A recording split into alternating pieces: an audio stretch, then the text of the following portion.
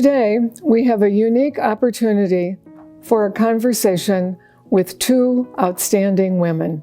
Sister Catherine Dunn, representing Clarke University in Dubuque, Iowa, and Sister Jean Dolores Schmidt, representing Loyola University Chicago. My name is Sister Mary Ann Zollmann. I have known these women for over 60 years, as all three of us are Sisters of Charity of the Blessed Virgin Mary, commonly known as BVMs. I taught at Clarke and currently serve on the Clarke Board of Trustees, and I served on the Loyola Board of Trustees for 9 years. It seems fitting to highlight Sister Jean and Sister Catherine during the month of March, designated as Women's History Month. Both women are leaders in their respective Catholic universities. Sister Jean is the official team chaplain for the Loyola men's basketball team. Sister Catherine is President Emerita of Clarke University. We are here today to discuss their educational and spiritual journeys. As we do, we will witness how their leadership transcends any official title, is sourced in the quality of women they are, and extends to all the ways they interact with others in genuine care and compassion. I can't start without following up on the way each of you has talked about the influence of one another in your lives without saying that both of you have been a significant influence in my life, as has Clarke and Loyola. So I'm very honored to be here today to just moderate the conversation between two of the most amazing and outstanding women that I've ever met. And the best thing is I get to call you my sisters. You have lived your life and exercised your leadership as BVM sisters. How has that influenced who you are and how you engage your ministry in higher education? Being a BVM sister was a desire of my life since I was 8 years old, because our teacher, Sister Mary Patrice, told us that we were not too young to be thinking about what God wanted us to do, and that we should pray every day for our vocation. So every day I would pray and say to God, "Oh God, please help me decide what you want me to do, but tell me that you want me to be a BVM sister." So I was sort of pushing God to do my will, right away. So I never lost that desire to become a sister, never thought of ever leaving, and did so many things in my life in the BVM congregation that I was privileged to have so many opportunities in the elementary school and in higher ed. When I got my letter to come to Mundelein, I said to somebody, "Well, what do you think I'll do?" Well, I found out very soon when I got to Mundelein that I had plenty to do. And it was just a transition of everything I did in the elementary school to do it in the higher education. It was fun. I always had fun teaching, loved it, had experience teaching the very poor, had experience teaching the middle class and the upper class, if we want to talk about class. So all those things and being a BVM helped me to get where I am today. I didn't think about being a BVM until I was well into my junior year in high school at St. Xavier in Phoenix. But the one thing that always was with me was what the sisters kept saying, that God has given all of you special gifts, and you need to find those gifts and use them. And so that's what I did. And when I became a BVM, it became even more important to me as I taught in two very needy elementary schools, one in Chicago and one in Phoenix, and then a school in Lincoln, Illinois. But I never forgot that, and I always saw myself as using those gifts to help other people or to be involved in things where they would matter, where what I would say or be influenced would matter. They're not mine. They were given to me as gifts, and I've always treated them that way. Both of you have retired numerous times. What keeps you working? The students keep me working. It's an absolute joy to go to Clarke every day. There's a warmth, there's a lovingness, there's a spirit among the staff. I get to talk to alums who are wonderfully gifted too and are very generous to Clarke. So I just get lifted up when I come into the Clarke community. And it's a joy and a gift. And I'll give you an example. I was walking down the corridor not too long ago, and I looked up, and this young man had the birds in his ears listening to music, earbuds. And he looked up and he caught my eye and he threw the earbuds out and he stopped and we visited. That's what I mean when I say this, the students are a great source of influence in my life, but so is the wonderful staff with whom I work. They are a joy to be with. I could almost say ditto. that could take care of it. But that's so true. When I wake up in the morning and thank God for giving me the particular day, and then sort of think in my mind what I'm going to do all day, it is the students that tend to keep me there. I'm sure Catherine thinks they keep us young. That's what people say. We learn new things from them every single day. And they learn from us too. And it's just fun talking to them. I am uplifted too. And my office opens into the student center, and my door is always open unless I'm talking confidentially to somebody. And they know that. So faculty, staff, kitchen help, housekeepers, everybody stops in, especially now we're on spring break, and they come in and just have a little chat because the students aren't there and they're wanting to use the time they have there. It's just fun. And when they come in, sometimes they hesitate. Freshmen always come in twos. I think they don't know many of them don't know what a sister is. So they want to be sure they know. And then they'll have their phone in their hand, and I know they want a picture. So I just say, well, would you like to have a picture? Oh, yes, Sister Jean. So they call me the queen of the selfies. It's just fun every day. And when you said retire, I retired in we affiliated with Loyola in 1991, and then I retired in 94, but I still got to work.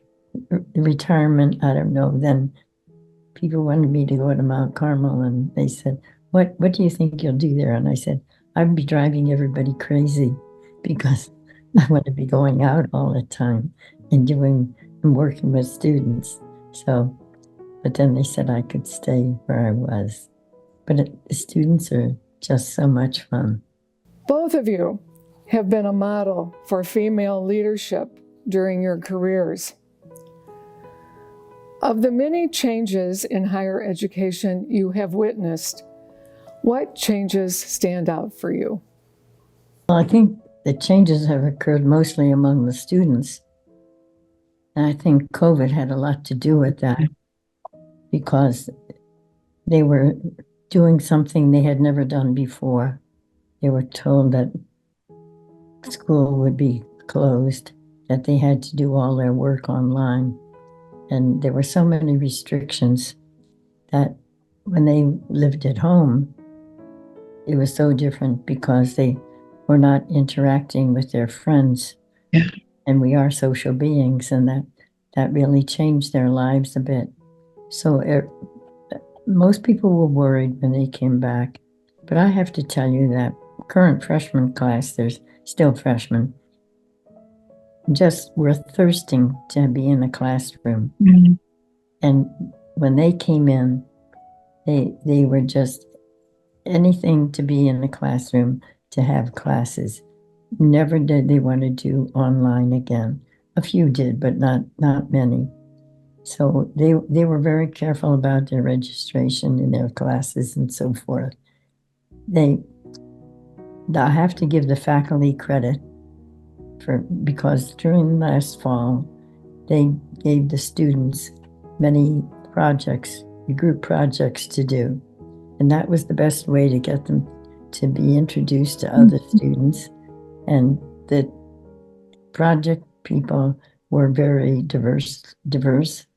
I don't know whether that was by accident or whether it was done on purpose, but they met all kinds of people from different cultures, different backgrounds, and they're doing well.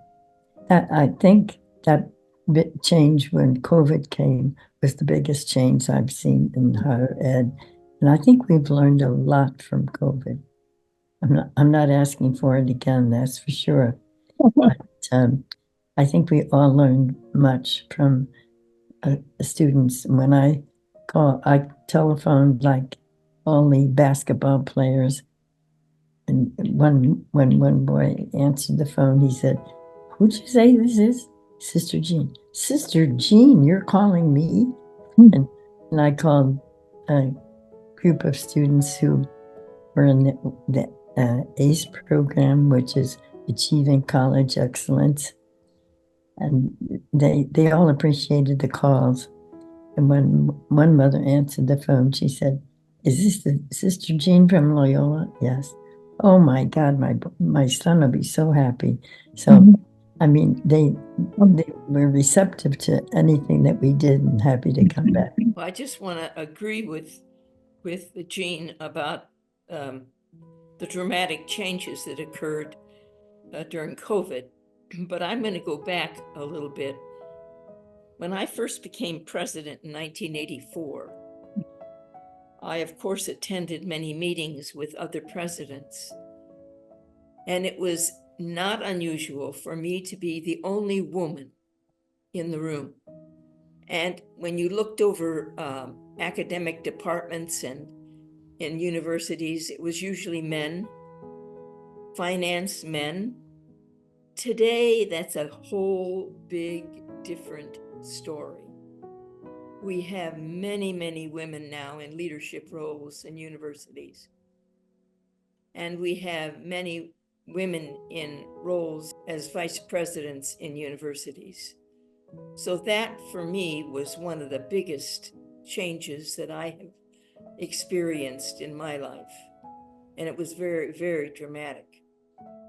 Tell us about how you stay engaged with alumni, especially as you seek their advocacy and philanthropic support for Clarke and Loyola. We have to include Mundelein in there too. Yes. Because the Mundelein group, part of Loyola, but also it carries on the BVM spirit of Mundelein, but by having the Gannon Center. And Loyola gives the Mundelein alums as much attention as they do the people who completed their work at Loyola. And we do have things together. But one thing that we tried about the first year was to have the 50-year reunion with both Loyola and Mundelein. So keeping in touch with the alums. Jean, thank you for bringing to mind that important connection between Mundelein and Loyola and the common spirit that is shared by both now. Catherine, what about you? You have almost a full-time, if not more than full-time job in your retirement years in development. What would you like to add to what Jean has already said? Well, I work in the institutional advancement office, and I'm a development officer, and I have a portfolio of people, many of whom are alums. And so I try to make contact with that whole portfolio every month, just chit chat on the telephone. And what's interesting is sometimes if I don't get a chance to call that month, the alum will call me and say, "You didn't call." So I stay in contact that way. I haven't recently gone out to be in gatherings, but I have usually gone to gatherings where we have large numbers of alums. But staying in touch with them is very, very important. You're not just calling to ask for a gift. You're calling to just be with them. And it's really very lovely. How do you feel athletics brings out the BVM core values of charity, education, freedom, and justice? I'll speak and say that at Clarke, the core values gifted to us by the BVM community some years ago are very much a part of every student's life on campus. They can probably, if you stop them and ask them, they could tell you what they are. I think the athletes especially have been encouraged by their coaches to take those core values and live them as they are on the field, as they approach other people from other institutions, to be mindful of how the core values fit in their life. They're kind of like their safety button, if you will, that they carry that with them. And I think about that when I've gone to football games and watched the students on the fields, that I do believe we see less violence than you see in most. In fact, we see practically no violence. That you see in some football fields. You see a sense of giving to each other, which is very admirable. So you could go down the line of those 4 core values and see that they're alive in not only the athletes, but in every classroom, in every course. So yes, they're very important. Well, I'm not going to repeat what Catherine said, because many of those things we do at Loyola as well. And I think that when I say that, it's because we're both BVMs and we're seeing that this kind of teaching and learning occurs in higher ed. Our core values are related to Loyola's values. The words are different. Take care of yourself, take care of others, be globally aware, and so forth. Social justice is a big one, both the BVM community and in Loyola. These young people grow up with values, and I always tell those who come from Jesuit high schools that they have it made when they come to Loyola because they're ahead of everybody else from other schools. Before we conclude, is there anything that you'd like to say that we didn't talk about in this brief interview? Something that you'd like to say to bring this to a conclusion? I'd just like to say it's been lovely to be with Jean Dolores. I haven't had that opportunity in many years to see her in person. So this is the next best thing. So I thank you for that opportunity. That's been wonderful. Yeah. And we both offer and believe in, along with the other people that we work with, that our institutions are helping to build great character and great human beings who go out and make a difference in the world. Thank you. Yeah, you're welcome. Jean, is there anything you want to say? I think that's it. Everything that Catherine said. And I want to say also that the fact that Mundelein and Loyola affiliated was the best thing that could happen at that time. It would have been very sad if Mundelein went bankrupt and would just kind of disappear. But Loyola has appreciated the beauty of our campus, the beauty of the Gannon Center, the courses that we brought, the diversity that we brought, and the programs that were accepted by Loyola that are flourishing today. The music program is fabulous, and so are some of the others that were accepted. So we thank them, and we thank those who helped us get there. And I thank you also for this interview today, Mary Ann and Catherine. Yeah. Well, and thank you both on behalf of just the probably millions of people whose lives are better because of your influence and the influence of both Clarke and Loyola. So a lot of gratitude all the way around. Thank you.